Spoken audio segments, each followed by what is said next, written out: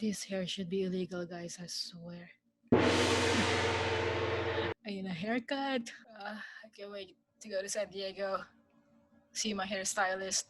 Shout out to Brit. She's actually opening up her own salon. Shout out. Maybe next time I'm gonna have her here.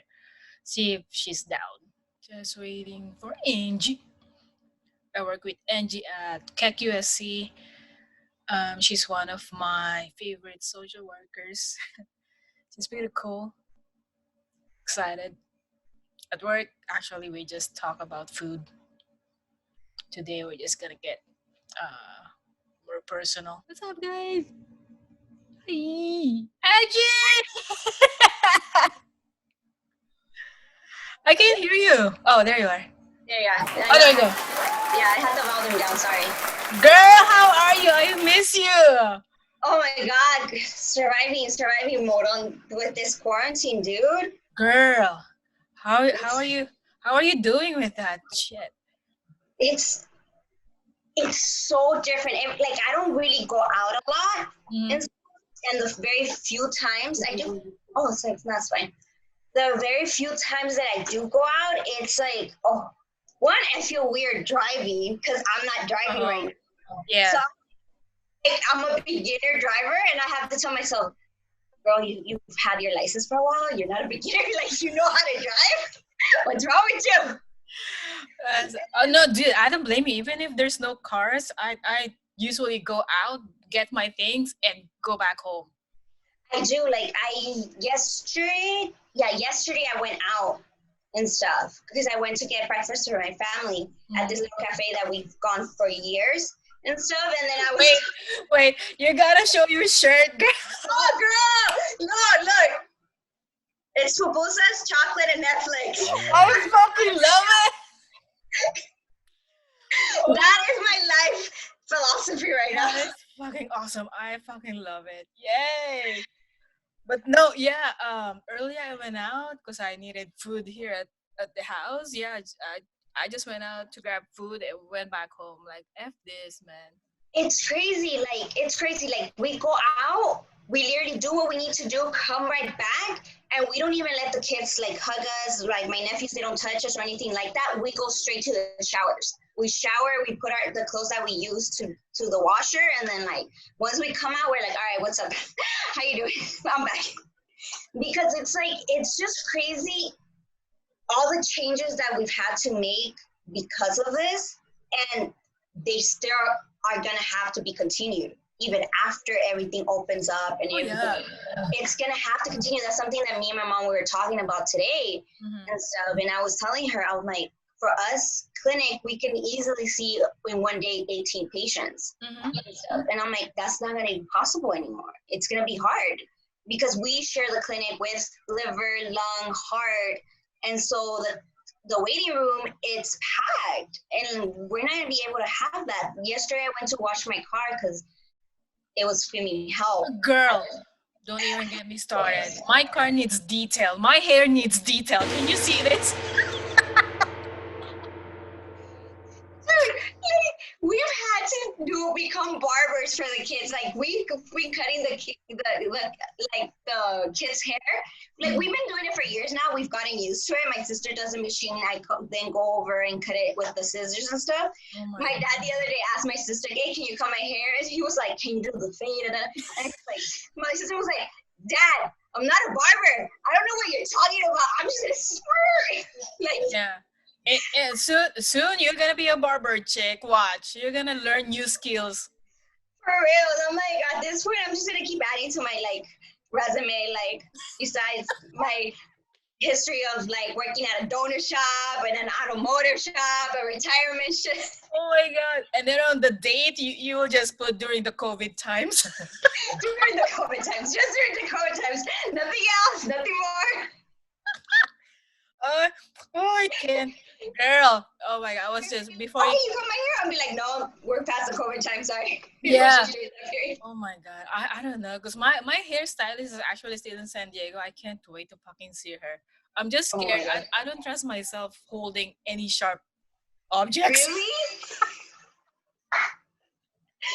You're scared that I'll slip. I'm like, No, you know what it is though, because I shake a lot. That's what it is. oh, okay. Yeah. Okay. You'll see me like layered in the back. But anyways, no. Yeah. But your question was how long we've known each other. So Oh, I yeah. started working at Keck in July. So since July, Almost a year? Shut up. So I know, but I started talking to you like I think about a month in, because I was like a bit shy with you guys and stuff. Yeah. You know, so like checking out the waters with all of y'all. Like, all right. Yeah, I don't know about and stuff, but yeah, almost a year. Yeah. Damn, almost a year. Girl. Yeah. I feel Time like flies. I feel like it's only been 6 months, but yeah, I was just saying that I work with you at Keck.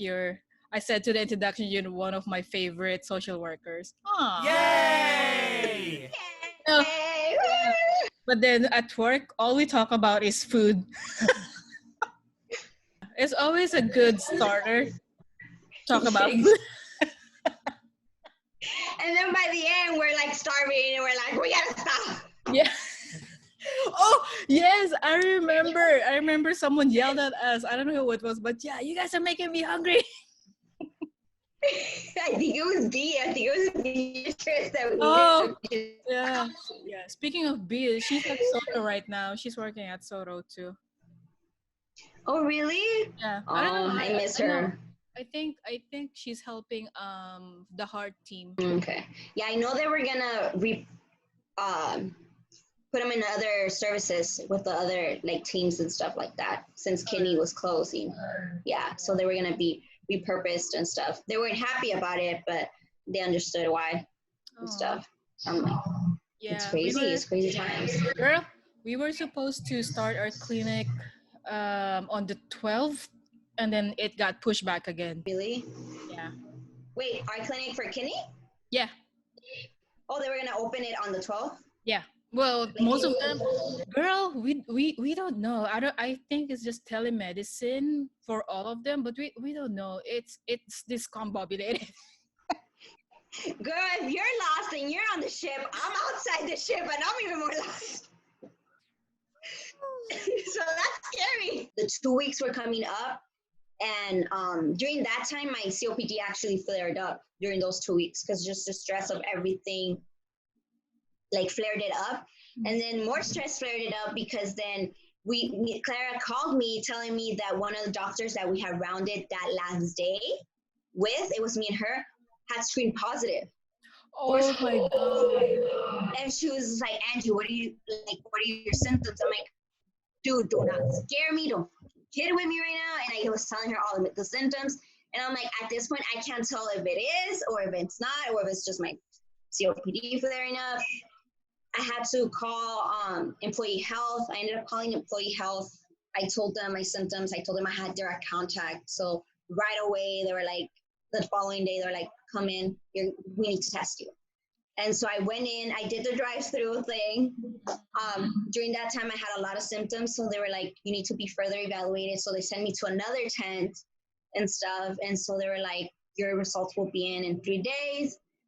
Clara got checked too. She got tested too because she was in the rounds. Rosie from our in-house, Brian, everybody from in-house for kidney got tested because we were in rounds with that surgical fellow.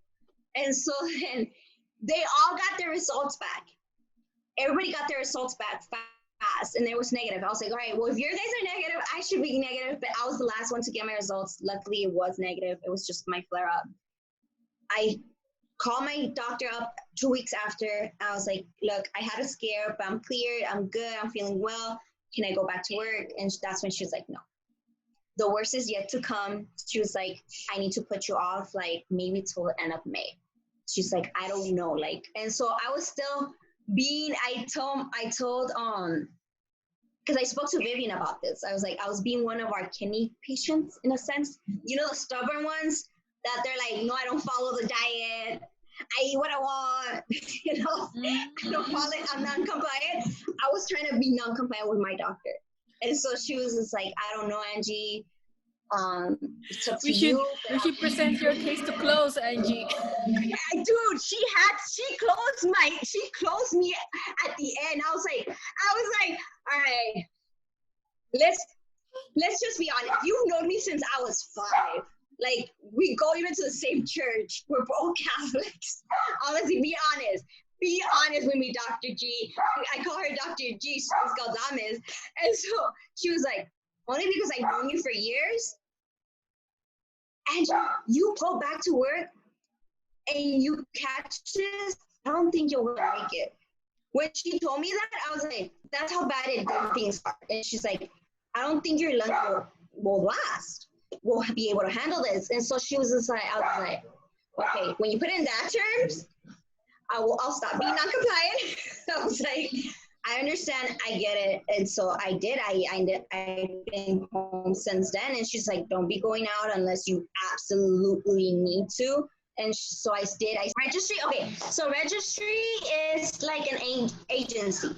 So it's essentially a job agency, but more specifically for social workers and those that are in the medical field. So in the hospital, clinics, hospice, palliative care, those type of things. So especially those that are coming off our graduation, it's very hard and difficult for us to get contracted right away. So those that have a difficult and challenging time getting contracted right away, we go with those agencies. We specifically go with an agency, especially those that were in USC. There's, I'm trying to remember the name correctly because they switched names lately. It's called Professional Service Social Work, something like that, the agency I'm with. USC has known one of the owners for years, so every job fair, she's there. So I went to that job fair, I introduced myself to her, I told her my interests and everything, and so I went in for an interview, and so from there, she has contracts with hospitals. So she has contracts with Keck, she has contracts with USCLA, City of Hope, Kaiser, and wherever there's a need for a social worker in whatever unit it is, she goes and provides the social worker for. So in my case, yeah, and that's how I ended up at Kidney, actually. Because I was like, before that, I was an intern at USC Norris, so in the oncology section. I was an intern there for about a year. So I was working with oncology for about a year with the adolescent and young adults program and the BMT program. And once I graduated, I was like, I need a job because the loans are going to soon come in and be kicking my butt and stuff. So then I think I went 2 months where I was applying to jobs. I wasn't hearing anything back. I was bugging Meryl, the owner, like crazy, calling him, do you have any positions? Do you have any positions? And the day before 4th of July, she contacted me that they needed someone for Kidney right away. Mm-hmm. And they needed that for her to start that Monday. And I was like, where at? And she was like, at Keck, so you would be going back on the other side. And I was like, that's fine with me. And so I got baptized by fire, because I don't know if you remember, it was during the time that was just Clara and literally me. Because Mary was on vacation. Sorry, my dog's barking. Oh, it's okay. Mary was on vacation. Vivian had lost her dad, so she was on bereavement leave. And so it was literally just me and Clara, and I was a newbie. But nobody, and nobody in the social work side knew I was coming back. So I needed to get my clearance back. My badge had gotten destroyed. I didn't have access to Sterner. I didn't have anything. And so next thing you know, here comes clinic days, and Clara was by herself, and she's like, I need help. I was like, look, I don't have access to Sterner, yes, but I'm familiar with doing evals, because I would do it for BMT and stuff. And she was like, she literally trained me, I think within a day or two before Mary even went on vacation. She trained me I shadowed her 1 day, I think. Mm-hmm. And I was just like, all right, I'll go with the flow. I'll work as it is. And I did it.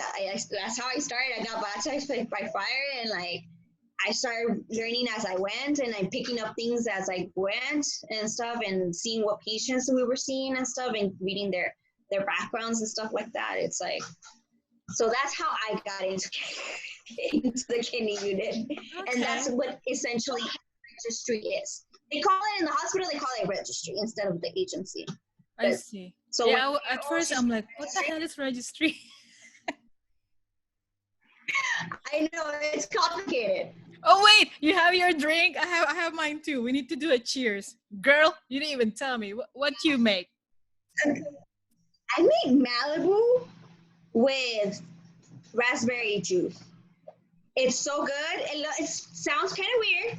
I see your face. I'm like, it sounds kind of weird, but it's really good. And it's dangerous because it's sweet.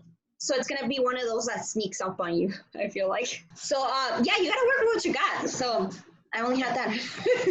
It was that or orange juice. And I was like, I don't know about orange juice. Oh. Well, we have to do a cheers here. Okay. I was going to ask you, G, did you do your social work program or did you go to school at USC? Yeah. I went to USC. I did the 2-year program. I was lucky enough that they accepted me to the 2-year program instead of the 3-year. Honestly, I didn't think I was going to get it, to be honest. Most hands down, since high school, I had fallen in love with USC, right? I was like, when I graduated, I was like, I'm going to go straight to a 4-year. I applied, got rejected by everybody. Like I applied to like 3 U seats and like the rest, and I think 4 so Cal States. Everybody rejected me. I ended up applying 2 weeks before school started to Cerritos College. Oh, really? Yeah, seriously. I ended up at a community college. I didn't think of it because my older sister, she went to a straight 4-year. So I was like, I must follow my sister's path. I'm going to go straight to a 4-year. And I ended up at a community college, and like I had to find my way through community college on my own because my sister didn't have an idea of what community college was, what the ropes were. So I was learning as I went. From there, I transferred. Yeah, I transferred to a Cal State up in Channel Islands in Ventura, not the island, by the way. I was gonna say some bougie island. Because every time people hear Channel Islands, they're like, you went to an island? I'm like, no, people. It's inland, right? It's I didn't take a boat out every day to go to school.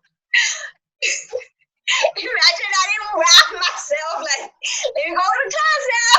Dude, you know, let me just give a background. In the Philippines, some people do that, like kids, like especially in the most poverty town, they walk, they go to boats. Girl, I can't imagine. It's hardcore. Dude, my mom, this time that we went to Salvador, we actually passed by. We went to visit a Virgin Mary that my family's very like devoted to. It's in a little town and stuff. And the way that you take, it's literally all this, right? So around mountains and fields and all that. And my mom, like my mom's sister, when her baby sister took us, and she stops. I was sitting on the side of the road, and we're like, Auntie, what are you doing? You do realize that, like, we go down, we're done, like, because it's literally cliffs and, like, all these stuff. And my mom was like, from that mountain to down to that hillside, that's how much I walked and stuff to go to school. I had to travel all this. And she's like, and I would go travel past 2 hillsides, and that's when we would reach our house in the little ranch and stuff. I have to show you the video. I took a small little video of it, and I told my mom, I'm like, Mom, no wonder, like, because my mom, she's one of the strongest. I'm not just saying it because she's my mom, but she's just one of the strongest individuals I've like ever I've met. Even until this day, like, she's one of the strongest, and I know she got that from my grandmother because everything that she had to endure throughout her life, it's like damn, you're a bitch. Like, you're a strong ass bitch. Because, like, she lived through partly, dude, I don't call her that, though, and stuff. Oh, but, yeah. like, I have her, my admiration for my mom it's beyond words. Like, that's the truth. Like, she lived through poverty. She lived through the Civil War in El Salvador. Actually, that's where I'm from. Hence the pupusas and stuff. And she lived through Civil War. During that time, she was she was a catechist. So she was one of the people that read the Bible during the Mass. And during that period, people that read the Bible during Mass were actually considered to be part of the guerrillas. So you were technically against the army. So because of that, my mom was persecuted for a few years. Like, military men would always go and look for her. She would always have to be on the run. She was running on those cliffs, on those mountains, everything. Like, she lived through that. She came to here as an immigrant, worked her way up to get her residency. She had us. Like, she's been through a lot, and she's still very, like, a strong and very devoted to her faith woman and stuff, and very devoted to family. And so for that, like, I'm very grateful she's my mom and stuff, and she's in our lives. And I think she's the one, her and my sister are the ones that pushed me to actually apply to USC. Once I graduated from my Cal State, from the island and stuff, once I got, my little bird I graduated and stuff. They're the ones that, like, I took a year off after I graduated from Cal State Channel Islands. I took a year off. I was like, I don't know what I'm going to do. I didn't know that I wanted to study social work because I had gotten my bachelor's in psychology. But psychology, I feel, is very directed more for therapy, and it doesn't give you leeway for a lot of things. Stop it. And stuff. What? No, the way you explain psychology, that's interesting, because I didn't know that, that your background was psychology. Dude, like, I studied psychology so much. Like, my mom, at one point, she was like, Angie, aren't you going to study something else? Like, girl. Like, dude. She was like, Angie, why do you want to study so much psychology? I got my AA in psychology. I got my bachelor's in psychology. I volunteer at Metropolitan State Hospital, which is in Santa Fe Spring, which is one of the biggest state hospitals and stuff. So I volunteered there and stuff. And so at one point she was like, Angie, why do you want to work with this population? They're crazy. And I was like, my answer for everything and always was, and I still is, I'm like, Mom, I have to be crazy to be able to work with the crazies. No way. So I just want to do it. But once I graduated from my Cal State, I felt like with psychology, it's very, like, it doesn't give you a lot of leeway. It doesn't give you a lot of leeway in the sense of to explore other options. Either you do research, you do therapy, you work in the county or something like that, or you have your own little practice. But I was like, I don't want to just do those. I want to do more. And so somebody that was helping me at that time, a couple of mentors were like, why don't you check social work? And my head was like, aren't those the ones that take away the kids? I don't want to be those people. The CPS people. Take kids away from their mamas. Some of their mamas are good. The people who take away babies from their mamas. I can't with you, Angie.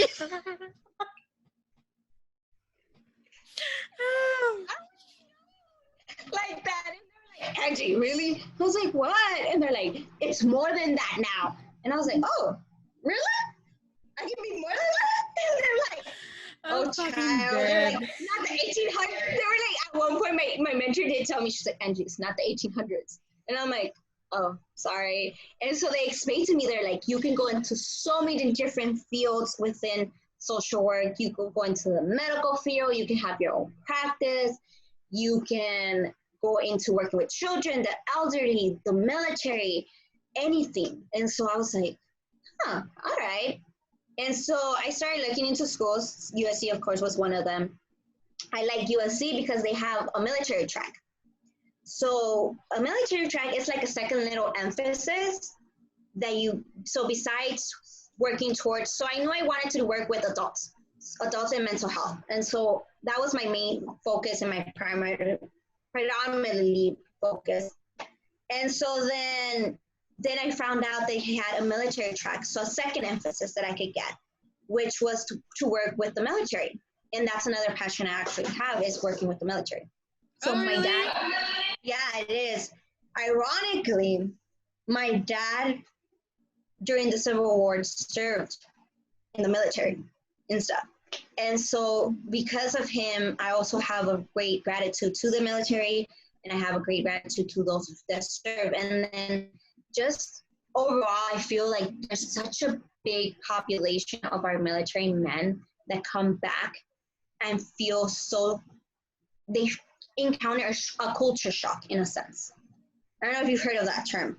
Oh, yeah. Like they come back and they've been, out in Iraq, Afghanistan, Kuwait, wherever they're deployed to for so many years, and they're now trained to see their fellow servicemen and sisters and brothers as their family, and they're joined as a unit, that when they come back to their actual families, it's like, well, I don't really know you that well anymore, or I don't feel comfortable like I used to that well.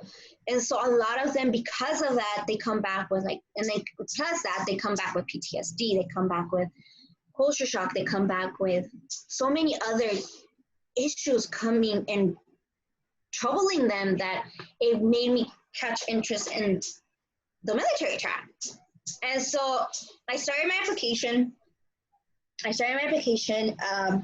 During that time, I think I was pushing my body a lot during the last year of my Cal State, of my 2 years there. And I ended up catching a pneumonia like for the 4th time within that year and stuff. Like it was like back to back. So I didn't finish my application.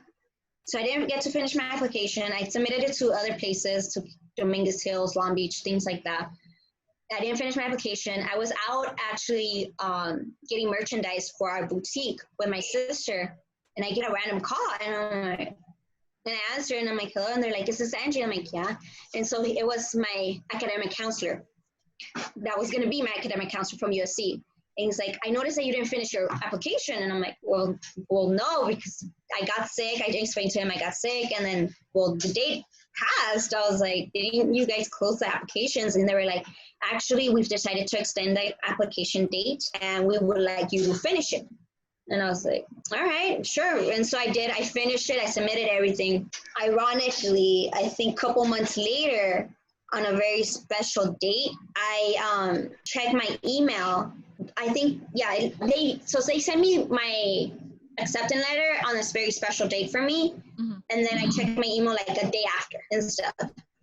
And it was my acceptance letter to USC. And I couldn't believe it and stuff, which I still have my letter and stuff. But they accepted me into the 2-year program and stuff. And I was like ecstatic. I called my mom, I called my sister, they were both together, and I told them, like, guys, I got accepted. I got acceptance letter on June 8th.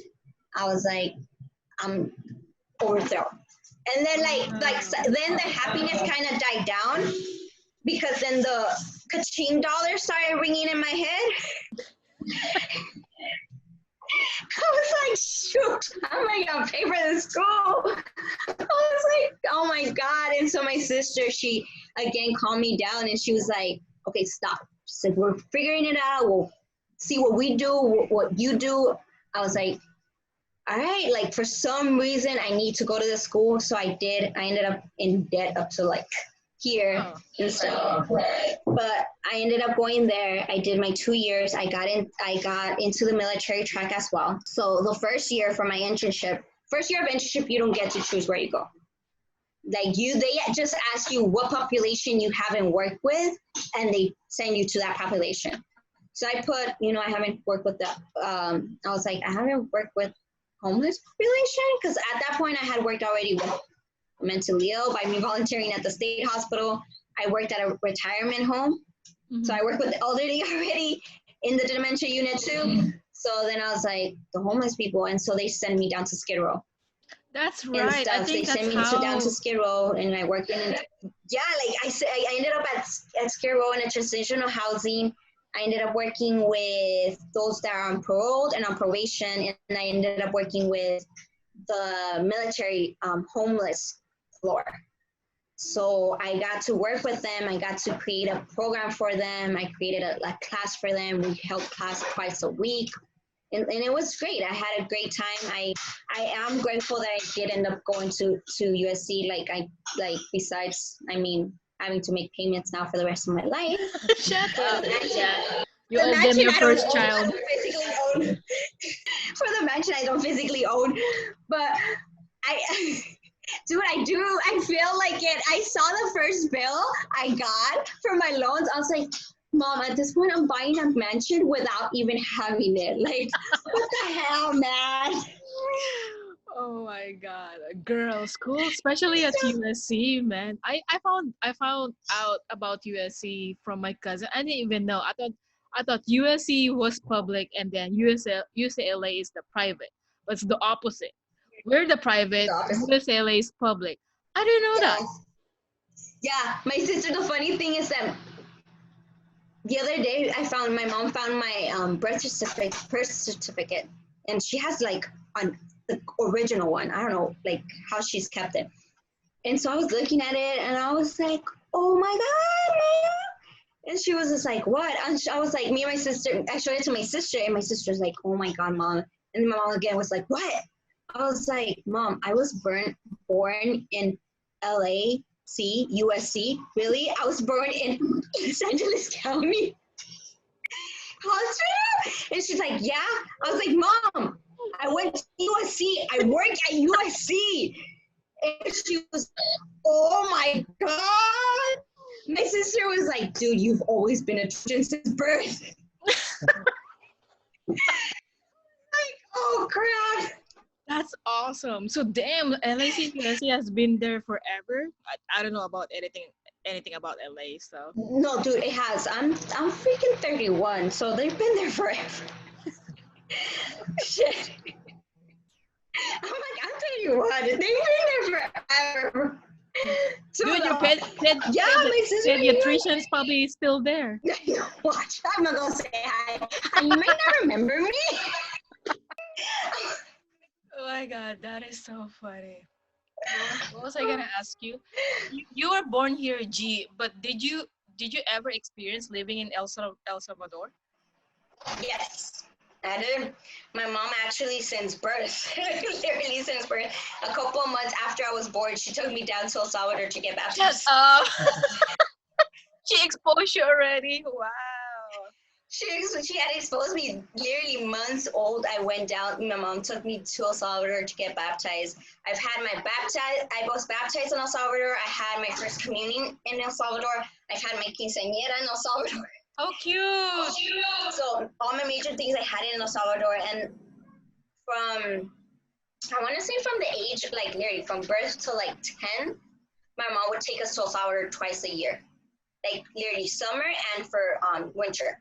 And then once we started getting older and it became a bit more difficult because of school and things like that, we started going for Christmas. But I hadn't gone, so I went in January. Well, I went in January, this last January, and I hadn't gone since, I had already like 15 years not going. Oh wow. And stuff. Yeah, and I had a long time not going. And so my sister and my mom actually took the kids, my nephews, last summer. And so they got to meet the family and stuff. But I didn't go because I was actually still in school. So then this time around, I was like, Mom, let's go. I kept bugging her. I was like, let's go for at least New Year's Eve. I was like, or New Year's, let's go. And so we literally took off on the 31st of December. We were in the plane. We literally ringed the 2020 in the plane and stuff. And we got there and everything was so different to me. My sister had gone last year. So then for her, it was like, whatever. But me, I was like, I'm like, wait. Dude, this was not here last time. I'm tourist. I was a tourist while my sister's like, hurry up, we gotta go to customs. That is so funny. And then the kids were like, is this your first time here? And I'm like, well, yeah, after 15 years. Oh, dude, I know exactly how you feel because that's how it took. There was a time it took me 10 years to go back to Philippines, and I went back with my kuya, my older brother. He took me around my hometown. I could not recognize such a thing. I'm like, wait, where's the welcome sign? It was all covered by flowers and everything. Now I'm like, is this really our hometown? Because it's all civilized now. When I was a kid, it was just empty, like fields and nothing. But now everything, every shed is in there. I'm like, are we in the city or are we still in the hometown? But yeah, but when I first, No, it is. yeah, when I first moved here, I don't know if you had the same thing. Culture shock, big time, girl. Yeah, it is. It's a big culture shock. Like for me, I grew up here, but my mom, like I said, she would take us over there. But for me, now going for 15 years, it was a total culture shock. Like I was like, oh my God, this is more like you said, it's more civilized. Like, what the hell? Like, I was like, there's a Gucci store here now? I was like, what the hell? I was like, I told my sister, like, they didn't used to sell so much alcohol up in here. What is going on in here? I was like, look, Janet, I was like, there's no cannons. You're so cute. And so it was a big culture shock, and it was even more when I went to my mom's town where we stayed at, because in my head I had this picture of like little shacks like everywhere and stuff where I used to go and get my juice from this one lady, and I would go and get my sweets from this other lady, like a little sweet bread that with like honey that she would make so delicious. And we got to the town, and it was like, all the shacks were gone. I was like, where'd they go? Where did I they even go? asked my aunt.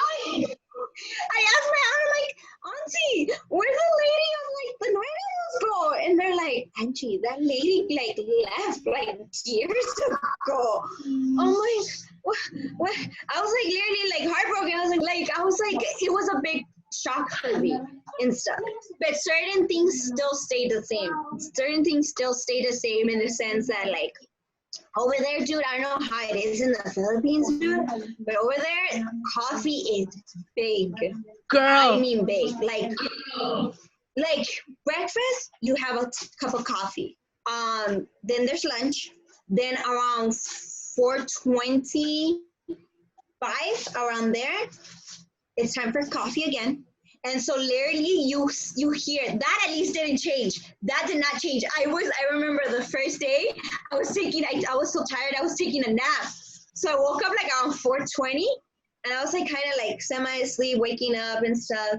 And I hear like, pan, quieren pan, which is like, bread, you want bread? And I was like, oh, the lady of the bread. Oh my God, that hasn't changed. And so I literally booked it out of the house, and it was the lady with the big ass basket of bread, freshly baked from her house. And I was like, great. I was like screaming for my mom because I had ran out with no money and stuff. And I was like, Mom, bring me my money. For the love of bread, give me some money. Yes, I was like, for the love of bread. And so all I hear is my aunt busting, and she was like, oh, Angie, you haven't changed. And I was like, wait, because I don't drink coffee. I don't drink coffee anymore and stuff. And I think it's because of that, because as a kid, I would drink coffee like crazy when I would go over there. So now I'm like, no, I don't drink coffee. And I was like, my aunt was like, I got the bread, I took it in, and my aunt was like, I got the coffee brewing already. And I'm like, Auntie, I don't drink coffee. And she's like, I remember, I have hot chocolate for you. And I was like, yes. I was like, these haven't changed. And then coffee again at 8 o'clock. I don't know how, at the Philippines, are you guys like routinely coffee throughout the day too? Oh God, yeah, that's how I grew up. It runs in my veins now, I'm telling you. If they draw blood out of me, it'll just coffee. Yeah. No, earlier I was at it's not even non-caffeine, it's straight coffee. Yeah, earlier I was at CHLA. I I donated. know, I Yeah, I saw. donated blood, and then Ashley, our living donor coordinator, shout out to Ashley, one of our nurse. She put a comment, dark blood, and I said it's either coffee or they're drawing out the color of my soul. Yeah, no, in the Philippines, it's coffee too. Ever since I was a kid, maybe 5, the moment I have a memory, I remember my mom will always serve us coffee in the morning.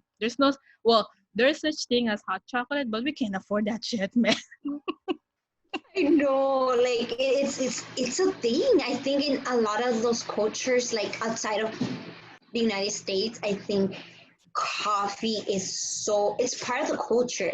It's not even much that it's like it's for some it's a luxury, for others it's like it's just part of it. It's just that's how it is, because that's how I remember it too as a kid. As a kid, I remember I'm like, oh, I want bread, and my grandma would be like, okay, here's your bread, here's your little cup of coffee, and I was like, okay, you know. And as a kid, you don't question it, and so you would just be like, damn, this is sour, like this strong and stuff, but then you would just drink it, and then you get used to it, and it's like nothing.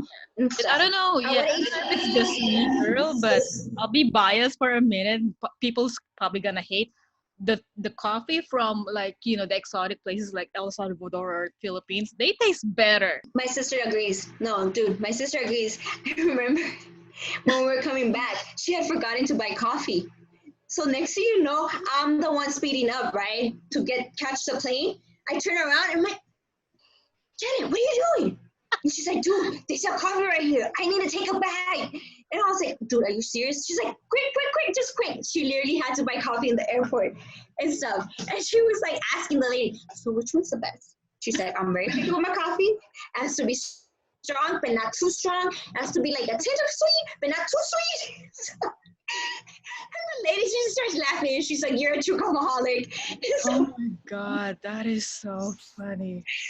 And stuff. And I was like, dude, the plane's gonna leave. She's like, I'm not leaving without my coffee. She's like, No, yeah. I just think it's different. Maybe because that's how we grew up tasting it, or I don't know, our taste bud just got used to it. But I was gonna ask you, Chick, how is it in El Salvador? Because in Philippines, it's, as many people know, it's like really third world country, and we grew up like, from a family that's not very affluent too. But how is it in El Salvador? well, in El Salvador, there's a difference. So like my mom's family, I would say they grew up, even though they grew up in a ranch and they grew up like you could say like the outskirts of town, like deep in the mountains and stuff. Um, they still went to school. They still did the mission of going to school. They still did the mission of getting educated. Sadly, after the Civil War, and during the Civil War, they lost everything they had. They had from what my mom's described it, they had a big ranch. They had like people working for them even and stuff like that. But sadly, they lost it and they had to move more towards the city. So my mom's family is more like, you're never gonna hear my mom's family really curse unless they're pissed off. They'll curse like very minimal. Then there's others those that live more in the outskirts of towns. They're the more like rugged, like how you would say like the ghetto, I guess, more people. And then the ones that live in the capital, those are the like Beverly Hills type of people. And so, Okay. so my mom, she's in a more like, even though it's a small, technically she's not in the city. The city that she lives in is pretty big. It's like, you can say her city, I'm trying to think of what city. It would be like an LA. Her city's LA. Damn. It's pretty big. It's pretty big, and like from what I went this last time, it's grown a lot. It's more commercial now in the sense of more business. There's certain parts of town you don't want to go without either someone from the city, from that town, or just stay away from it in general and stuff. God, Sadly, yeah. there is sadly, like I feel like this time I went, like El Salvador has gotten such a bad rap because of like gangs and the violence that's gone out on for so many years that people have forgotten about like the country itself in the sense that it has so much to offer. Like we went to the coast for the first time ever. My mom never in her life took us to the coast because mainly she was afraid to take us. So we went this time. We rented out a house, a beach house. We rented out with the family and stuff. We took my aunts, my cousins, and stuff. And it was so beautiful. It was so peaceful. It was a private rent. We rented out. I told my family, I'm like, it's sad to say that the violence and the gangs and all this that's gone out in the news has, in a sense, covered the country's true beauty, like what it really has to offer and stuff, which is its culture, its values, its like pretty sites. We also have like Mexico, we have Mayans and Aztecs ruins and stuff. Dude, that's awesome. I want to go. I didn't get to see them this time around and stuff because we were doing so many things and things like that. But like I told my mom, I'm like, I definitely want to go back and I want to go and check out those things. I want to go see the ruins. I want to go see the historical volcanoes that, you know, at one point were active and they blew up and now they're inactive. So it's okay for me to walk around. Yeah, don't get blown up by the fucking volcano, dude. You're gonna see me running like, ah! I can't with you. No, dude, you're so right. Sometimes the countryside are the ones that's who's getting underestimated because sometimes the countrysides are the ones that has history. Like you can totally see like what it's like about that country or about that place if you go to the countryside. The cities, I feel like every city is different now. You just see buildings, okay, I get that. But if you go to the ghetto side or the countryside, that's where the history is. Yeah, it is. And we got to go to a little town too that it has so much history. It's kept its original buildings and everything. So it's a very like historical kind of little town. And we went to this restaurant. Oh my God. Luckily, the restaurant, because it has a pool that you can use actually while you're eating and stuff. It's like has a pool side and then it has actually a view to the lake and stuff. I like, fucking hate you. Dude, we gotta go. I'll take you. We stay with my family. Yes, I'm down. Shoot. Dude, like, luckily the restaurant itself has rules. It has max that you can have 3 drinks. Because I was getting like pina coladas like crazy. I was like, oh my God, these are so good. I was like, and then with the food and stuff. They didn't end up calling the security for you, right? Lady told me, she was like, Miss, you know this is your last one, right? And I'm like, yeah, I know. That's why I'm going to enjoy it. I was like, but keep the food coming. Oh my God, I'm so dead, Angie. That is so funny. But yeah, dude, I would love to. Even before I was at USC, actually, I don't know if I mentioned this to you. I love traveling by myself, actually. The last place I went to was Vancouver, Canada, and I enjoyed it. That was winter time too, so it was snowing. I didn't care, but it was so much fun. Oh, dude, it is. It is traveling is so much fun. Like my sister, I think 3 years ago, we had gone to Virginia to see my aunt because we have my mom's sister up in Virginia, and we were nuts. We stayed with her like I think we were gone 6 days from the house. We were gone like 6-7 days. So we stayed with her like 4 days. We convinced my cousin for us to all 3 of us to go up to New York. So he's like, I'm down, which I love. I love when people are like, I'm down for the adventure. Let's do it. I'm like, yes. And right so here's my kind of people. Right here, that's why we're like, we're homies.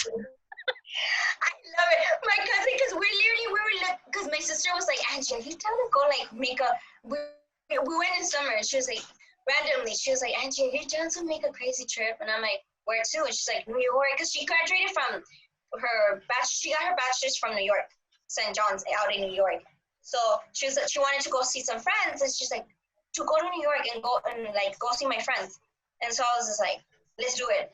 And so she was like, really? And I'm like, dude, you've known me 30 something years, or like, I think I was like 29. I was like, you know me for 29 years, and you don't think that I'll be down for this adventure? I've gone to Coachella, I've done this. I'm like, hell yeah, let's do it. And so she started looking into the flights. Then we told my mom, and my mom was like, well, since you're going to the East Coast, why don't you go visit your aunt? And we're like, wow, but how are we going to get from New York, from there and stuff? And so we contacted my cousin, who lives with my tia, and my aunt, and I'm like, hey, dude, are you down to go to New York? He's like, when? With who? And I was like, well, with us, duh. And so we told him, we're like, but we'd have to drive and stuff. And he was like, but how are you guys going to get here? Or where are we going to meet? And we're like, no, we're thinking of going to Virginia, visiting you guys for a while, staying with you guys for a while, and then, you know, heading up to New York. And so he was like, let's do it. I'm down. So literally, we stayed with my aunt like 3 or 4 days. While we stayed with my aunt, we went up to Washington, see some falls, I don't know where. We stayed with her. We had a barbecue. Dude, tell me how, oh my God. So we had a huge barbecue, right? The day before we leave to New York, because it was my aunt's birthday that weekend. So I'm over here, like my cousins are barbecuing in the outside, because I have 2 guy cousins and a girl, and my girl cousin had brought her kids and stuff. So they're out there barbecuing. I'm in the kitchen, you know, doing my thing in the sense of margaritas. I was like, let me do margaritas. Like, I'll be the bartender for tonight and stuff. In the middle of the night, we're like, all right, so we gotta go to bed. We're leaving at 3. My cousin wanted to leave at like 3 in the morning in New York. I'm like, bro, you're crazy. I ain't leaving at 3. 4 o'clock is it. And so tell me how I ended up getting sick. I ended up getting sick at 1 in the morning, puking my guts out. Oh. And stuff. And I went to bed, and I was like sharing the bed with my sister. I'm like, dude, my stomach. And she's like, dude, what happened? I was like, I think I ate too much meat. I don't know. I was like, my stomach's killing me. So I wake up to one of my sister's phones ringing, and I'm like, fuck, what time is it? I had placed my phone on silent, and I had like 20 missed calls from my cousin who was sleeping downstairs because he had gave us his room. He's like, dude, let's go. What are you guys doing? It's almost 3 o'clock, and like, I don't know what. We're like, crap, we overslept. Like, fuck, he's gonna be pissed. So how we could, I don't know how, I got dressed. I got my bags. We ended up going downstairs. He's like, damn, Angie, you look like shit. What happened to you? You don't know how you got dressed. You look at yourself, oh, I'm ready. Let's go. Let's go. He was like, dude, you look like crap. What happened to you? I was like, dude, I got sick. He's like, do you still want to go? Literally, I stayed quiet for a moment, and I was like, I didn't come all this way just to stay. Fuck it, let's go. We'll pass through a liquor store, buy some like Gatorade, like crackers, something. And he's like, you sure? I'm like, yes, let's go. And we leave. We left, dude, for New York in the car. We stopped by a gas station. I got off with him. I grabbed crackers, saltine crackers. I grabbed some Pepto pills. I grabbed like some sodas. I was like, all right, I got my arsenal. Let's go. And stuff, pay for gas food. And so literally, I was quiet the whole time in the back, and they were like, Angie, are you okay? I'm like, yeah. Are we almost there? And they're like, no. We're like, all right, I'm good though. I'm good. I'm seeing the scenery here. Oh, dude, that's some kind of adventure. That's how you do it. That's how you do it. We ended up doing New York. Literally, my sister saw like practically almost all her friends, and we did New York in 2 days. We did New York in 2 days in the sense we saw the Wall Street. We went to see Statue of Liberty. We went down to Fifth Ave. We went to Times Square. We did everything and stuff. And her friends would even tell her like, oh, so where do you guys how long are you gonna be here and stuff? And my sister's like, oh no, we're leaving today and stuff. And they're like, wait, awesome. Have you seen everything? And they're like, you guys are nuts. People usually do New York in like a week, max 4 days. And you guys are doing it in 2 days? And we're like, that's how we roll. Literally, the last day, we were like, crap, guys, we haven't had pizza. We're like, let's go have pizza. Yeah, and you gotta have the pizza. We ended up having pizza. On the way back, we ended up stopping by Delaware and Maryland and stuff, sightseeing and stuff. Wow. And we came back. New York actually was the very first city I went to as a solo traveler. I remember that. How was it? How'd you like it? Or did you like it or not? I didn't like the subway. I'm gonna be honest about that. But everything else, yeah. But as a kid, because I really never thought I would get to see New York. Because we just watch it Yeah. in TV, like the ball drop, whatever. But actually being there, I'm like, oh, I got emotional for like a hot minute, and then like I'm actually right here. But yeah, I like it. It's such a that's a definition of a city, New York City. Yeah, in the Madison Square Garden. But girl, let me just New York is the place who taught me once that fucking subway door opened, you have to walk fast. You have to like power walk. Yeah. No, you do. You do, dude. We literally, because my sister, she graduated from there, right? So like our first time with the subway was when she graduated and we had all gone and used the subway. But for me, I was like, you have to rush because Oh, once those doors shut, you're like, bye. Like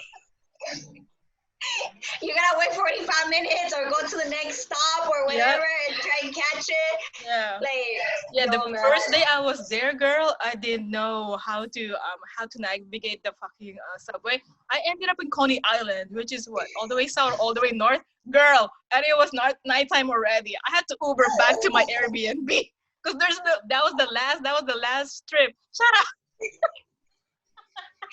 You're like, all right, well, Coney Island's checked off.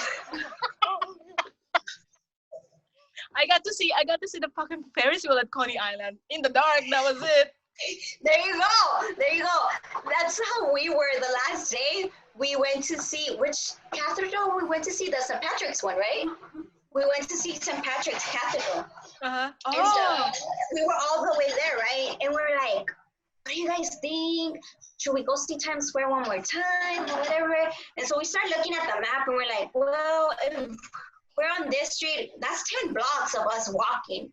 Because we're like, by the time we get the subway and so we're like, oh, screw it, let's walk it. We didn't felt those 10 blocks, dude. By the second day, we were like walking like nothing. We were like, oh, we're here. dude, yeah. No, but I like it.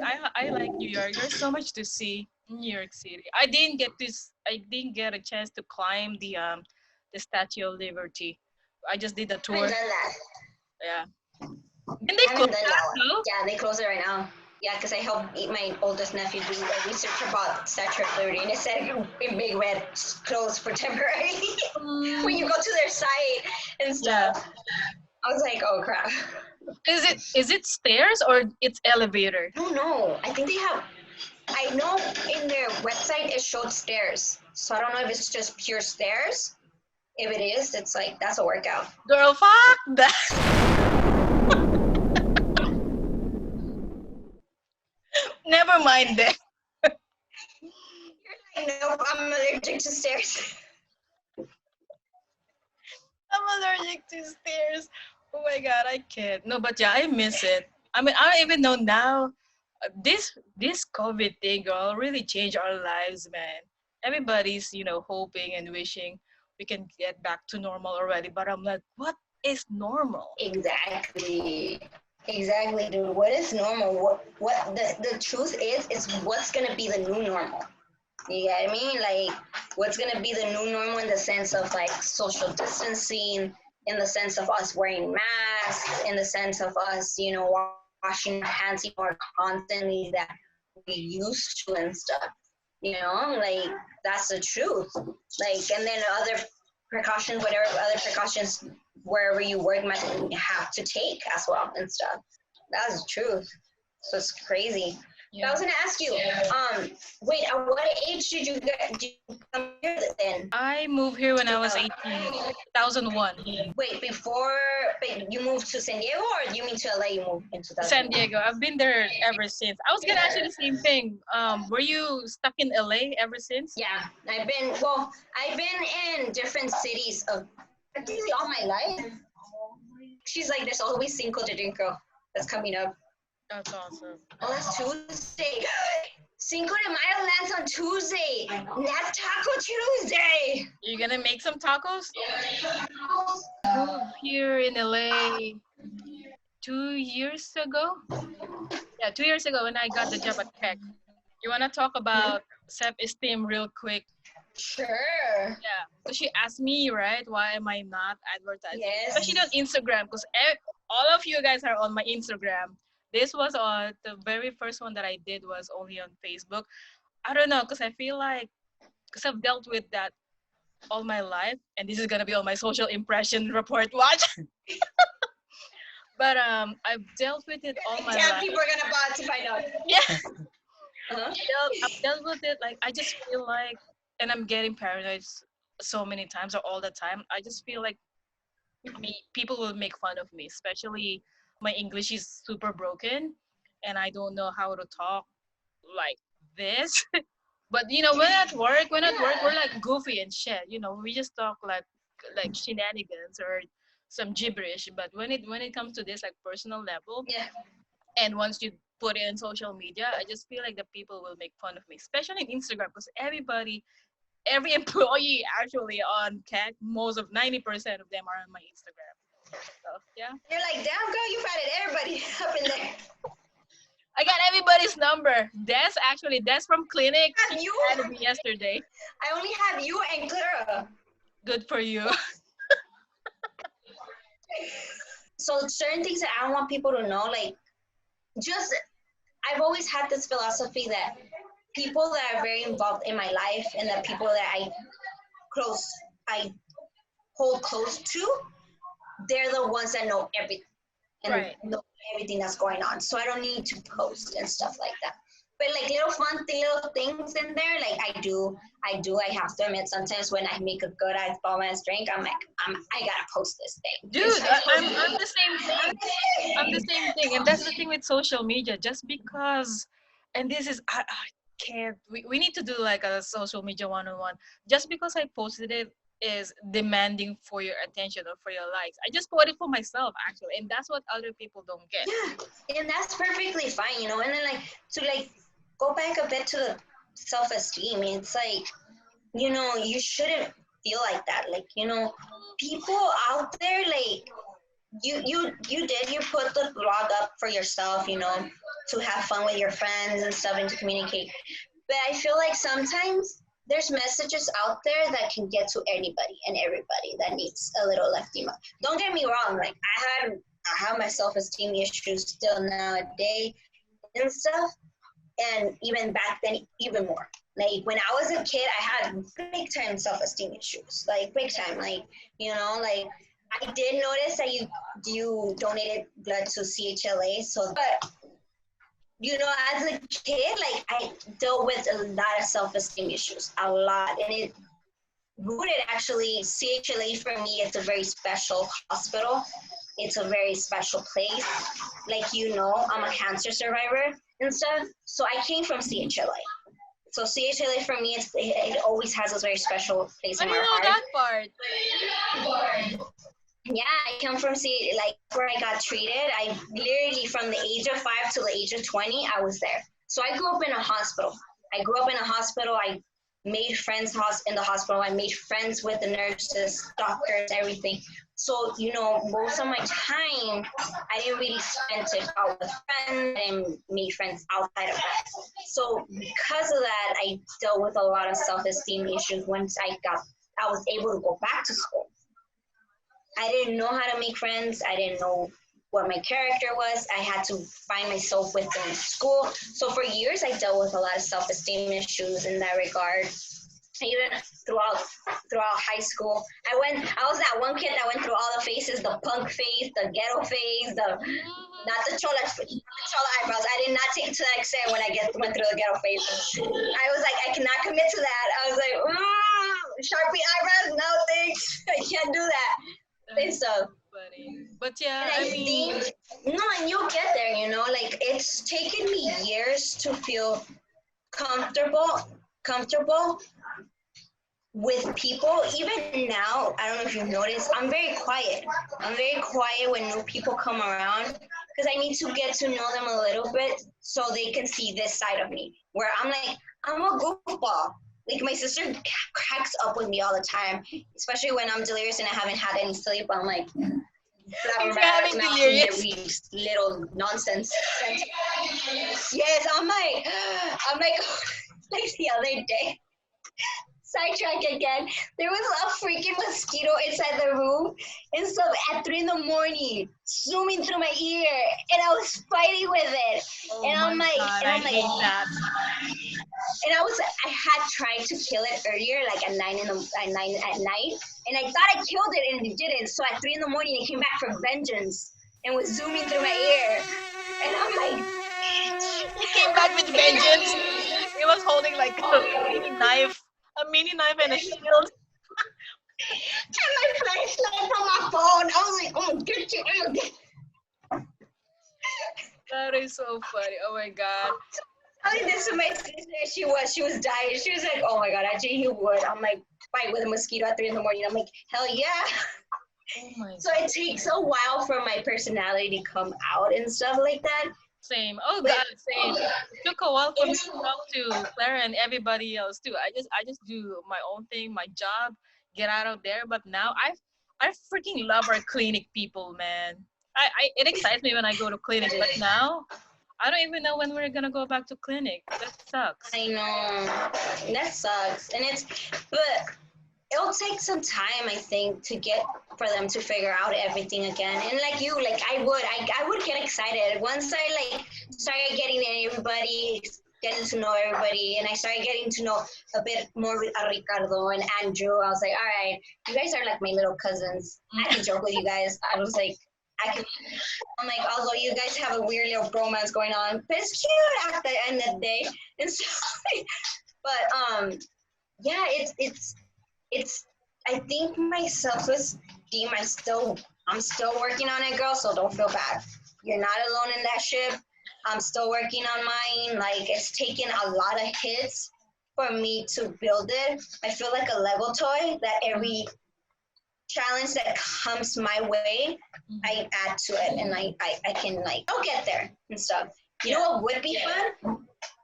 Adding more people to your, like, doing the podcast. Doing this. No, dude, you know what I wanted to do? Like bringing in Ricardo and Andrew and getting the invoice of the guys. Oh, right. No, Like, I really wanted to do it like sometimes one-on-one and sometimes as group too. Maybe next time. Yeah, probably a good way to spread the word too. But yeah, thanks G for the support. Yeah, before you completely run out of drink, I was gonna ask if only if you're comfortable to talk about how you survive or how do you cope from beating the cancer. Hey! yeah, sure. Like, actually, that's something that I've started to talk about a little bit more.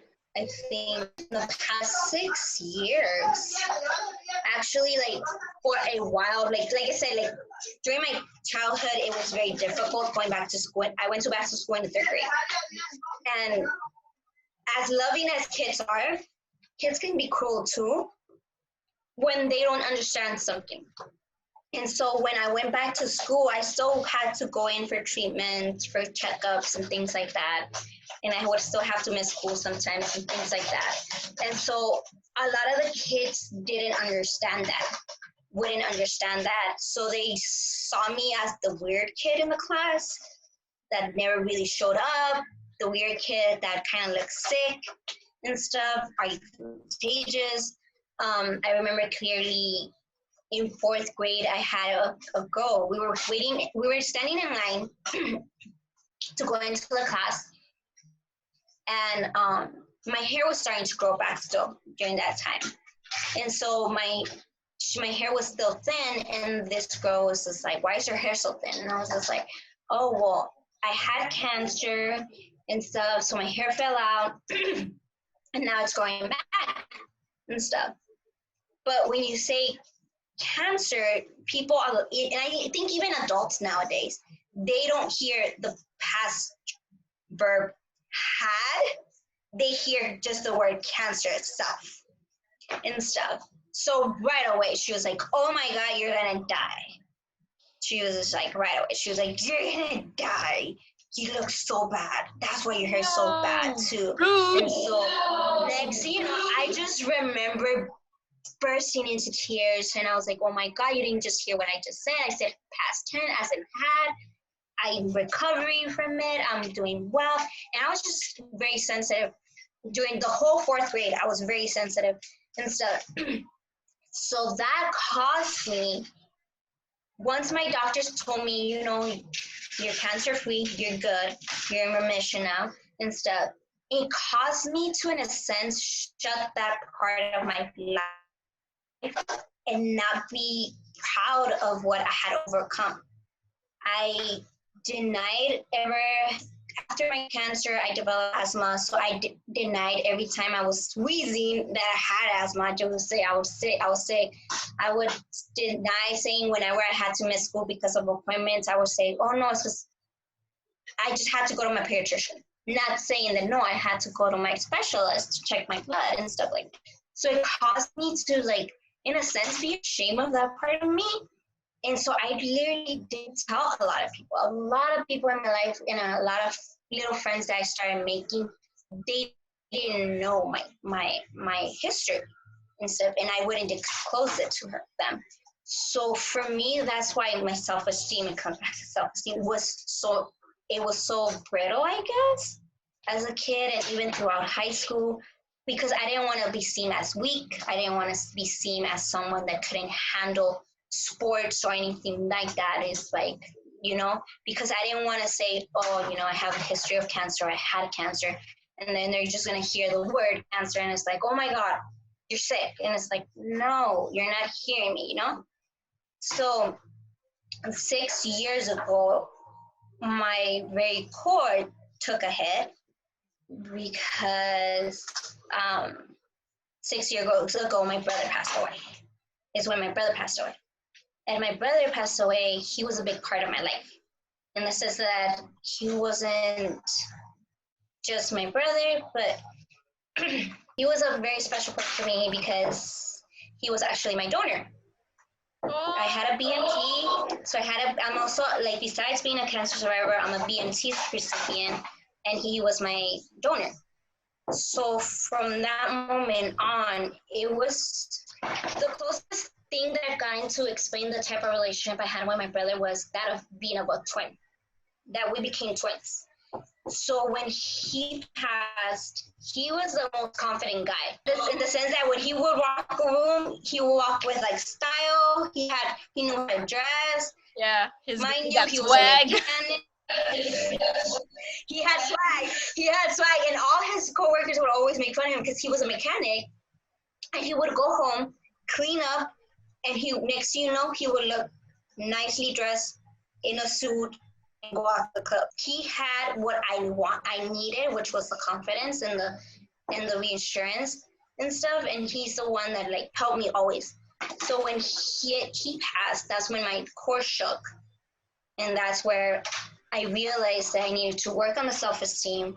But most of all, I couldn't shut that part of my life anymore, of being a cancer survivor, of being a BMT recipient, because it's nothing to be ashamed of. It's actually something to be proud of. It's nothing to think that it's something bad, you know? It's like, it's sad to say I have to live it through as a kid, and as a kid it was difficult in the part of trying to reintegrate or be back, in a sense, to the culture of being in school and things like that. It was difficult. But so 6 years ago is when I started telling people, like, you know what, yeah, I'm a BMT recipient. Because sometimes I carry my bracelet, I carry my medical alert bracelet and stuff, so people see that and they're like, oh, well, what happened? And it's like, I'm a cancer survivor, guys, and stuff, and I'm a BMT recipient, and I'm very proud to say I've been cancer free for 23 years and going strong and stuff. And so it took a big shock to me for me to step out of that shame and stuff, but I'm proud to say it now, and I'm proud to share it with now everybody who's ever going to see this podcast and stuff. But I think every cancer patient takes it differently. It all depends on their life and on what impacts them and stuff. For me, sadly, it was bullying in a sense, throughout school and stuff. But at the same time, I'm grateful because I think I wouldn't be the person that I am today without the hits that I've taken and, you know, the sorrows I've had to live through and stuff.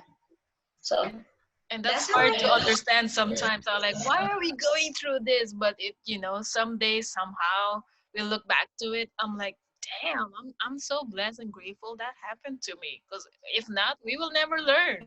look back, the majority of my character now, I'm a person that if I can help you in whatever I can, I'm gonna help you in whatever I can and however I can. If it was whether it's not with money, let me give you some food if I can. Do you need a ride? I'll give you that ride. You know, it taught me to be thankful for what I have in the sense of not material things, but memory things, people that have come across my life, whether they stayed in my life or not. Like, it's just being thankful for that and stuff. Like, and I think life has made sure to remind me constantly sometimes, because sometimes I fall off the track and stuff. Oh, we all. I go down the cliff and stuff, and then I'm like, what the hell was that? I'm like, oh shoot, I lost my way. All right, I get it. And so I need a little bit of a reminder, but it's like, it comes back to that. It comes back that from the age of 5, I had to learn what cancer is. I had to learn what fighting meant, and not fighting physically and stuff, but emotionally, mentally. Just go outside. You just go outside your house and start fighting everybody. Mortal Kombat.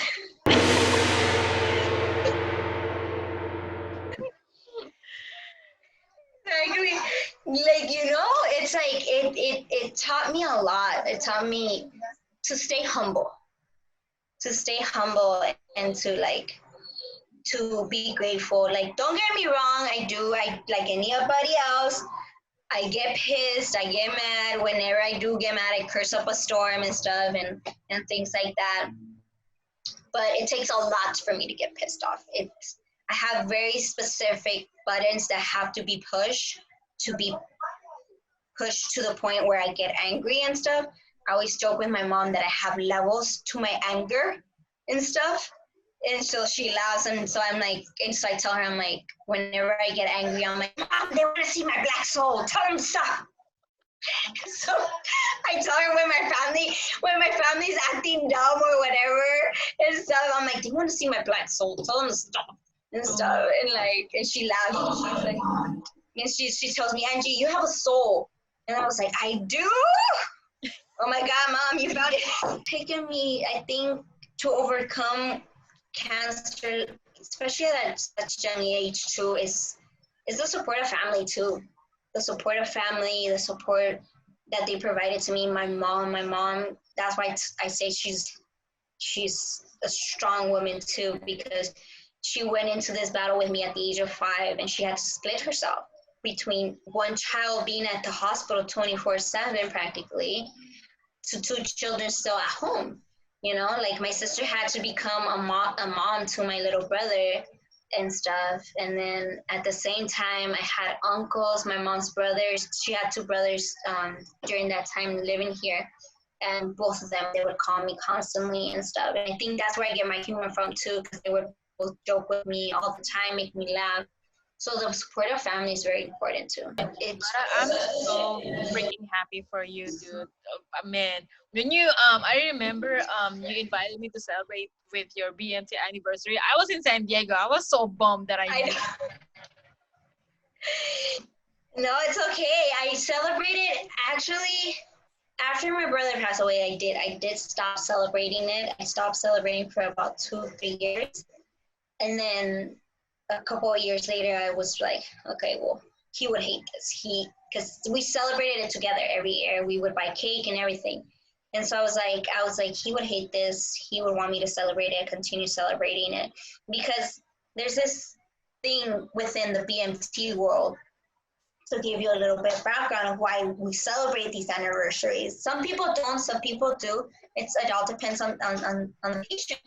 But how it got explained to me was, I remember one day I was like telling the doctors, I was really excited and I was like, oh, my birthday's next week. And then they're like, oh, how old are you going to be? And I'm like, I'm going to be 9. And they're like, 9? What do you mean? You're not going to be a year? And we're like, wait, I was like, wait, what are you talking about? And they're like, wait, do you celebrate your other birthday? And I'm like, what other birthday? What are you talking about? And so they explained to me, they're like, when you have a bone marrow transplant, even a stem cell transplant, which are done now, you technically are reborn. And I was like, what do you mean I'm reborn? I was 9 in the belly of my mom. I was like, I remember telling the doctor that. I was like, I was 9 in my mom's belly. What are you talking about? And stuff again. And they're like, no. So the bone marrow is actually the core, your core. It's the core that creates your bloodstream. It creates the blood, it creates your cells, it creates everything, right? And so there I was like, yes. And she's like, well, we erased yours. We erased your core and then we planted your brother's core, right? And I'm like, yeah.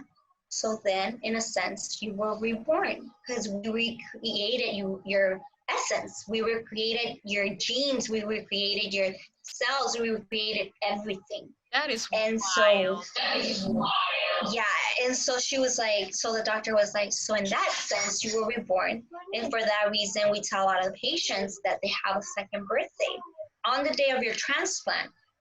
That's your second birthday. And yours, she just starts checking my chart and she's like, yours is December 13th. Happy birthday! And so ever since then, like me and family, we would celebrate it. We would like, people would look at me and like, it's 2 birthday. Like my family at first wouldn't get it. And they once we explained it to them, they were like, oh my God, yes, we have to celebrate. We have to celebrate and stuff. So we would keep it within family. And then once I hit college, Cal State, I started letting little friends know, specific friends know and stuff. Like, hey, let's go out. I'm celebrating this and stuff. It's an anniversary / birthday and stuff and things like that. So I would joke when I turned 21, I was like, I'm legal to drink again. I would tell my mom. That's wild. I'm just so happy for you, G. Oh my God, I can't even imagine at that young age how they even process that, dude. I'm so freaking proud of you, G. I'm so happy for you, man. Thank you. No, it's a lot to process, but as I think another thing that we don't do and stuff is give a lot of credit to the strength of the children and stuff. Like kids can be strong. They can be very resilient and stuff. And then I remember I went to a gala once for Parents Against Cancer, an organization that we were involved very much within the hospital, CHLA. I went to a gala and then they showed a mini documentary and a nurse put it in good terms. She was like, a lot of these kids that you come and speak to that are 8, 9, even younger, they're literally 30-year-olds stuck in an 8-year-old body. When you speak to them, they're so mature, they're so grateful for what they have, even if the treatment is not working. Yeah. They're just grateful for being treated. Yeah. And I think a lot of that comes back to like that we're like, oh, they're young, they're not gonna remember. And it's like, no, they do. I seriously believe that you start forming your memories from the age of like 4 and young and on. And I remember from all my memories from 5 to now, I still remember a lot of them and stuff, you know? Yeah. So it's like the resilience, I don't think it's credited enough to them and stuff. I don't know if I told you, G, before LA, I was working at Children's Hospital in San Diego. That's why it's very special to me. You don't have to tell me. I came from kidney transplant in San Diego, pediatrics. Girl, those kids who are on dialysis, I keep telling Ricky and everybody, those kids who are in treatment, they're the ones who's full of life. I can't explain it, but God, because they keep asking me, I'm such a crybaby. I would watch like Little Mermaid, any Disney movies, and I would cry. And they said, you've lasted 4 years in pediatrics. How do you do it? It's because those kids are contagious, not in a very positive way. Like you won't, Yes. you won't see them like complaining whatsoever. They're in the dialysis unit or in the chair. They're all smiles and shit. I'm like, oh. Yep. That's how I was. And I think that's, like I said, that's why I am the person I am. And like I said, I fall off the wagon. Don't get me wrong and stuff. Like sometimes my positivity goes down or whatever, but like other times I'm like, I've been talking to my sister a lot lately, and like sometimes like because of this COVID-19 thing, we've had to close our store, our boutique, so we're mainly focusing on like online orders and stuff through IG. But I've told her, I'm like, dude, you know, one way or another, things will work out. One way or another, things will be okay. Like, the last thing that we should do is panic, because I'm a strong believer in God. Like, God knows what he's doing. He knows what we have to do. But just in general in life, like, I'm like, I have to let go of what I can't control. Oh, yeah. I can only control what is in my bubble, which is myself. Which is myself, you know? And so, but kids, like, yeah, they're so positive. Like, it's amazing. Like, I remember, I remember one time, like, I went in for treatment, I think for like a treatment day. And like, my mom went to buy me McDonald's. And I was eating, and I was like, I'm so hungry, and I was eating. And then they start putting the treatment in, the chemo in, and then I'm like, my stomach starts turning. And I was like, oh no. And surely enough, here comes the pukes and stuff, and I threw up, and the nurse was like, oh my God, I'm so sorry, I should have told you to wait till then, you shouldn't have ate right now at the time. And I was like, no, it's okay, my mom bought me extra cheeseburger, I'll have it for dinner. Oh, cute. I'll have it for dinner. And so she started laughing, she's like, you still want to eat after this? And I'm like, yeah, I'm sure I'm gonna get hungry after this. And so I always I saw the positive thing on things of you know. And even when I had the BMT, I started like changing skin. Like I started shedding skin and stuff, because you shed everything. You go even through your like the inner of my neck and my stomach, the lining. I shed it, so I literally threw it up and stuff. Time I saw it, I did freak out, and I told the nurse, what is this? Like literally seems like skin. And she's like, oh, she's like, it doesn't happen to all patients, but it seems like it's happening to you. She's like, you're shedding the inner skin of your throat and your stomach, so you're gonna have new skin. And so I started laughing, and she's like, are you feeling okay? And I'm like, yes. If I'm getting a new lining to my stomach, that means I can still eat hot Cheetos. You are so cute. She started laughing, and she's like, so you want a new lining of your stomach so you can handle the hot Cheetos? And I'm like, yeah. Doesn't that make sense? And she's like, actually it does. So yes, you can eat hot Cheetos once you're out of the hospital, though, not this time. I'm like, all right. And so I was all excited. So like, you know, kids, yeah, dude, kids that go, and I think CHLA make it so much more special. You saw, CHLA takes care of children so great. I feel like they make it into such a special world for them. Oh God, yeah. Same the hospital back in San Diego. Yeah, like, you know, for them to feel comfortable, for them to know that they have the support, and that they have the support of their families, of friends, nurses, doctors, everybody and stuff, you know? So it's a good feel to be. All right, just last two things, dude. This is so much fun. We're gonna have to do this again. I feel like we could talk for like hours and shit. But you still need to take me to pupusas, dude. Dude, I'm down. They're still open, but I know they're not having people sit. You can order, I think, and take out and stuff. Yeah. But once they open or something, then definitely, dude. It's like so good. Yeah, for sure. Do you have more questions for me? Yes, just we're gonna get a little serious. Just last two things. I said this earlier, but Do you got any Oh, message shoot. out there for the peeps out there? Any message? Any what? COVID, whatever they're dealing with. Any positive message for sure. No, I'm gonna get pure negative. Stay home, bitch. I'm gonna end the meeting right now, dude. I'm kidding. No, I think just stay home, man. Like, I know it's hard to stay home. Trust me. Take it from me. I've been staying home since March.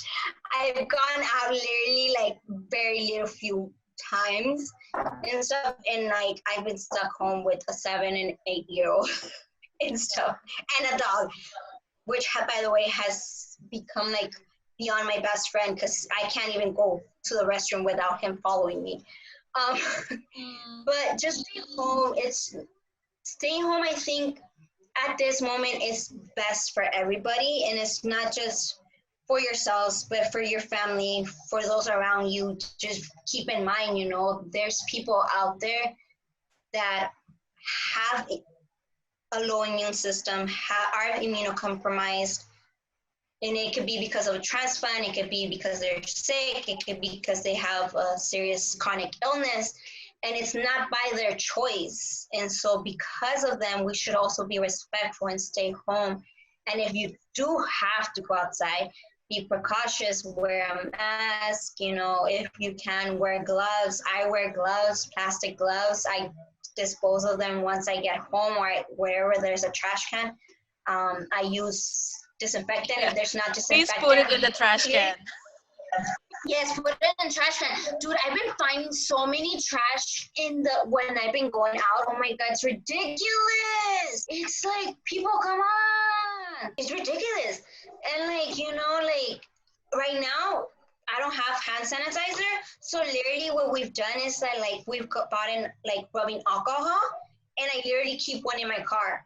And we disinfect our hands with that. If you don't have hand sanitizer, rubbing alcohol will do. That's fine. Dude, rubbing alcohol for the win. That's how I learned it. But ever since in the Philippines, that's our version of hand sanitizer. It's cheaper too. Shoot. Hell yeah, Dollar Tree. For y'all who are in the budget because of the COVID-19 and you're not working, Dollar Tree is your best friend. Dude, yeah, Dollar Tree for the win. Definitely banking right now. That is so funny. And I think also this is also a humbling time where, maybe life too is reminding us to take it slow, take care of one another, be there for family and stuff, appreciate what you have at home, if it's tough at home, fine, then, don't appreciate it. But appreciate, your friends and stuff. Appreciate the little alcohol you have at home. I appreciate my bottle of Malibu that I have. I appreciate my vodka bottle over there. No. I appreciate, I think it's a humbling time that reminds us to take life slow and enjoy the little moments that it has to offer and stuff. Because I think we've forgotten about that. And it's normal to forget it because we get so stuck into this everyday routine of going to work, busting our asses at work, going back home, being tired, having to help the kids with homework, finishing, dinner, whatever it is that we all have to do. But remembering that, you have kids, they bring you joy. You have your pets, they bring you joy. Family brings you joy, even though they might drive you nuts right now because you're stuck with them 24/7. But then when you're at work, you're missing them. So it's enjoy it right now and stuff. Yeah, word. I love it. All right, so I'm going through all that. No, I love it, dude. Thank you so much for your time. We have to do it. We'll have to do this again. But yes. Yeah, my friend had a random question for you specifically. Are you reading books right now? No, I have 2 on my list that I'm trying to motivate myself to start. But it's hard. And so one is this one, actually. I brought it with me. It's the art of Mesoamerica from Olmec to Aztec, actually. In my Cal State, I took to kind of give a little leeway to my mom. I took a few art history classes, not so many psychology classes and stuff. And she was like, I just stopped taking so many psych classes. I was like, fine. Because dude, at that one point I did, and in my community college, I took four psychology classes in a semester and stuff. Nothing else. Wow. So I took history classes of art, and I absolutely loved it. I've always loved art. I have a huge appreciation from art. Pablo Picasso is one of my ultimate artists that I love in artists. Also Matisse, I love Frida Kahlo, and it's not just because her paintings are weird and because she's a feminist or anything like that. Because a lot of people think of that, but it's because her paintings have a lot of meaning. They have a lot once you look into it and you see the portrayal of them, of truly trying to express. Same with Picasso, same with Matisse. And so I took this class and I kept the book. I actually found this book today, cleaning my doors. That's awesome. And I forgot and stuff. And so it like goes through the like pictures and gives a history of the Aztecs and stuff and the Mayans and like all their things and stuff. So I'm gonna try and start to read it. The other book is my DSM-5.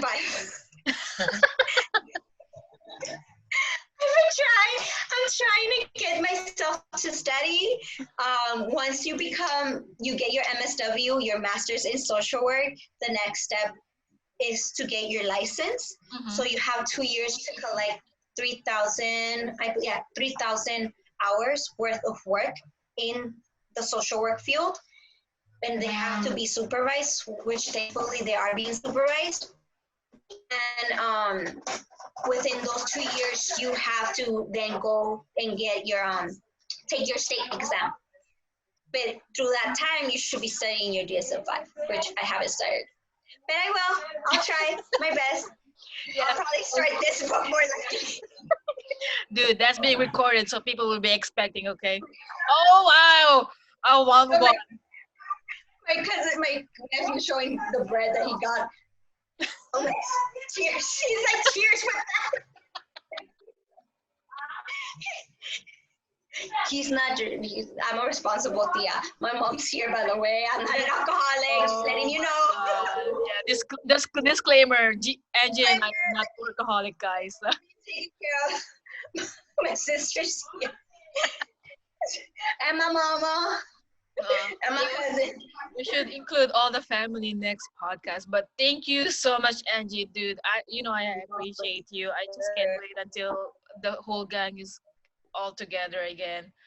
I know. We should do a podcast with all of us together. Yeah, we should. No. Dude, I'm kind of scared to do that. My internet will just freeze all the time.